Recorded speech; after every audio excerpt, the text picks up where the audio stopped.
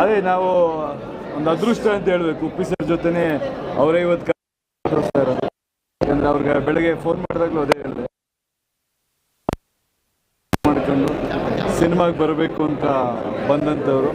So very happy. ಅವ್ರ ಜೊತೆನೇ ಇವತ್ತು ಕೂತು ಸಿನಿಮಾ ನೋಡೋವಂಥ ಒಂದು ಅದೃಷ್ಟ ಸಿಕ್ಕಿದೆ. ಆ್ಯಂಡ್ ಏನು ಹೇಳಲಿ ಅವ್ರ ಬಗ್ಗೆ, ಅವ್ರ ಮನಸ್ಸಲ್ಲಿ ಏನು ನಡೀತಾ ಇದೆ, ಅವ್ರ ಮೈಂಡಲ್ಲಿ ಏನಿದೆ, ಸಿಂಬಾಲಿಕ್ಕಾಗಿ ಎಲ್ಲ ಹೇಳಕ್ಕೆ ಕೊಟ್ಟಿದ್ದಾರೆ. And as usual Uppi sir picture ಅಂದರೆ ಸ್ಟ್ರೈಟಾಗಿ ಯಾವುದೂ ಇರೋಲ್ಲ, ಅದರಲ್ಲಿ ತುಂಬ ಡೀಪ್ ಅರ್ಥಗಳಿರುತ್ತೆ. ಸಮಾಜದಲ್ಲಿ ನಡೀತಿರೋ ವಿಷಯಗಳಾಗ್ಬೋದು, ಕಥೆನೇ ಸರಿನೋ ತಪ್ಪು ಅನ್ನೋ ಪ್ರಶ್ನೆನ ಹುಟ್ಟಾಕಿದೆ.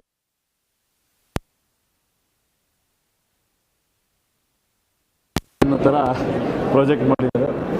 ನಿರ್ಮಾಪಕರಿಗೆ ಒಳ್ಳೆಯದಾಗಲಿ. ಆ್ಯಂಡ್ ಆ್ಯಸ್ ಯೂಶ್ವಲಿ ಎಲ್ಲರೂ ತುಂಬ ಚೆನ್ನಾಗಿ ಹೀರೋಯಿನ್ ಆಗ್ಬೋದು, ತುಂಬ ಸಾಕಷ್ಟು ಜನ ಕಲಾವಿದರು, ರವಿಶಂಕರ್ ಅವರಾಗ್ಬೋದು, ಸಾಧು ಕೋಕಿಲ ಅವರಾಗ್ಬೋದು, ತುಂಬ ಜನ ಟೆಕ್ನಿಷಿಯನ್ಸ್ಗಳು ಒಳ್ಳೆ ಕೆಲಸ ಮಾಡಿದ್ದಾರೆ.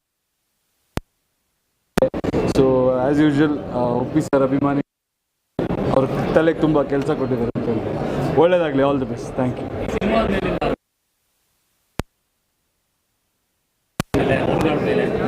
ಅವರೇ ಹೇಳಿದಾರೆ, ಅವರೇ ಹುಡ್ಕೋಬೇಕು, ಯಾರು ಹುಡ್ಕೊಳಕ್ಕಾಗಲ್ಲ ಅಂತ ಕಥೆಯಲ್ಲಿ. ಸೊ ನಿಮ್ಮ ಇದನ್ನು ನೀವೇ ಹುಡ್ಕೋಬೇಕು ಅನ್ನೋದನ್ನೇ ಅವರು ಅದರಲ್ಲಿ ಹೇಳಕ್ಕೆ ಕೊಟ್ಟಿದ್ದಾರೆ. ನಾನು ಅಂದ್ಕೊಂಡಿದ್ದೀನಿ, ಉಪ್ಪಿ ಸರ್ನೇ ಕೇಳಬೇಕು ನೀವು.